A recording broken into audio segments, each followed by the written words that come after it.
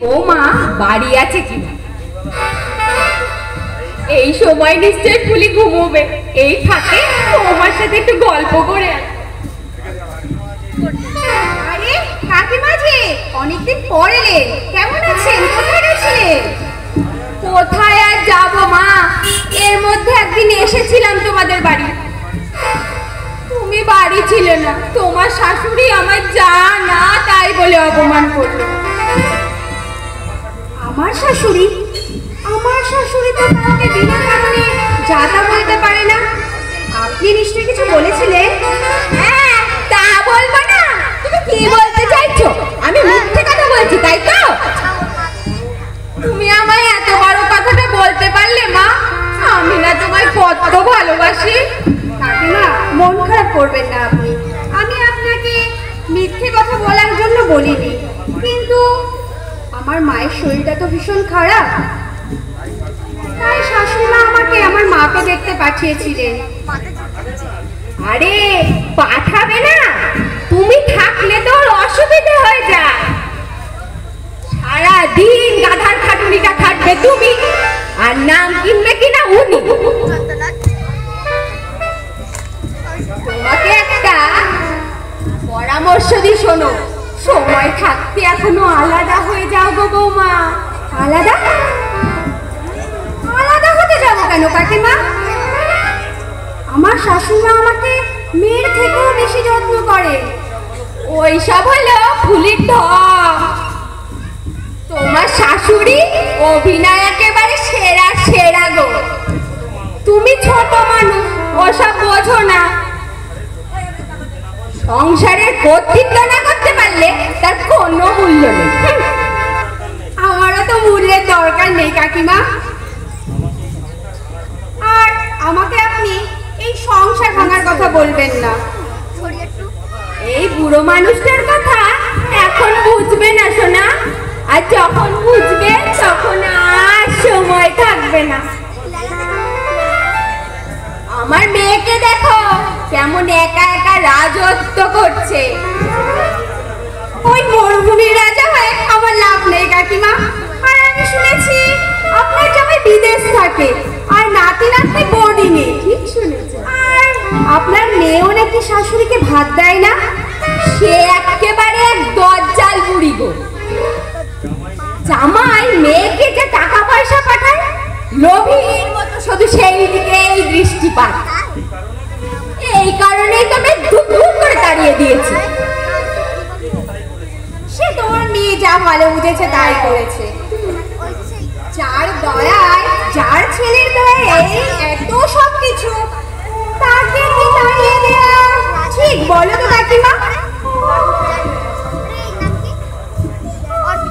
আমি কখনোই আমার শাশুড়ি থেকে আলাদা হব না। তুমি আর কখনো আমাকে এমন কোনো কথা বলো না যেটা আমার ভীষণ খুব খারাপ লাগবে। সেদিনকার মেয়ে তোমাকে দুটো ভালো যুক্তি দিচ্ছি, তা তো তুমি আবার শুনবে না। বুঝবে বুঝবে, পরে সব বুঝবে। আচ্ছা কাকিমা, বললাম তো আমার শাশুড়ি মাও বাড়িতে নেই, আর আমিও খোকাকে আনতে স্কুলে যাব। শাশুড়ি মা ডাক্তারের কাছে গেছে, গরুটার শরীর ভীষণ খারাপ। তুমি বরং পরে এসো গো। তাড়িয়ে দিচ্ছ? তোমার শাশুড়িও আগের দিন আমায় তাড়িয়ে দিয়েছে, আজ তুমিও আমায় তাড়িয়ে দিচ্ছ মা। তা আমি হলাম হাতি, হাতি এখন কাদায় পড়েছে, ব্যাঙেও চাটি মারবে। না যাই, বাড়ির দিকে যাই। কাকিমার সাথে কথা বলতে বলতে অনেক দেরি হয়ে গেল। আমি কি বাবাকে স্কুল থেকে নিয়ে আসি? আরে ঋতু যে, তোমাকেই খুঁজছিলাম। কেন গো বৌদি? আগের দিন কাকিমার সাথে দেখা হয়েছিল, বলছিল যে কি দরকার, তুমি নাকি আমাকে দেখা করতে বলেছো। কিন্তু কি বিষয়ে দেখা করতে বলেছো সেটা আমাকে উনি বলেননি। আমাকে ডেকেছো কেন বৌদি?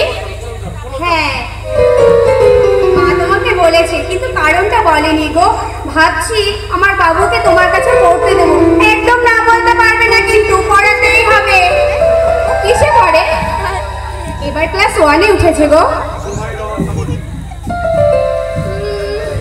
পড়াতে হবে? আমার তো হাতে একদম সময় নেই গো বৌদি। আচ্ছা পড়াবো, তবে সামনের মাসে 2 তারিখের আগে কিন্তু হবে না। আচ্ছা বাবা, তাই হবে। বৌদি জানো, মন মেজাজ একদম ভালো নেই, বাড়িতে খুব অশান্তি হচ্ছে। কেন গো ভাই, কি নিয়ে অশান্তি হচ্ছে? আরে ওই গন্ডগোলের বুড়ি আছে না, প্রত্যেক দিন আমাদের বাড়িতে আসে, এসে মায়ের কথা বৌদির সাথে আর বৌদির কথা মায়ের সাথে গিয়ে বলবে। আরে ওই যে ওই ঋতুর মা কাকিমা? হ্যাঁ গো হ্যাঁ।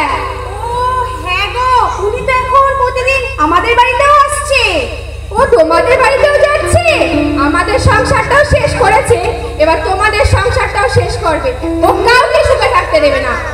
করাচ্ছি শেষ, আসুক না, এমন শিক্ষা দেব যে আর কোনোদিন কারোর সংসারে অশান্তি বাঁধাতে পারবে না। তুমি যদি সত্যি সেটা করতে পারো তো তোমার ছেলেকে আমি বিনা পয়সায় পড়াবো বৌদি। না ভাই, বিনা পয়সায় করাতে হবে না। গুরু দক্ষিণা না দিলে কখনো শিক্ষা সম্পন্ন হয় না গো। হ্যাঁ গো বৌদি, ঠিক বলেছো। আচ্ছা বৌদি, আমি সামনের মাস থেকে আসবো। এসো ভাই, তাই হবে। যাক বাবা, নিশ্চিন্ত হওয়া গেল। শোনো ঋতু, আমার ছেলেটা না বড় দুরন্ত, তুমি একটু ওকে শিখিয়ে পড়িয়ে নিও ভাই। হ্যাঁ বৌদি, দেবো দেবো। তবে এটা যেন যে মায়ের শিক্ষা আগে হলে শিশু শেখে মায়ের কোলে। হ্যাঁ, সেই কারণেই তো সব মায়েদের লেখাপড়া জানতে হবে। আচ্ছা বৌদি, বৌমারা যদি চালাক না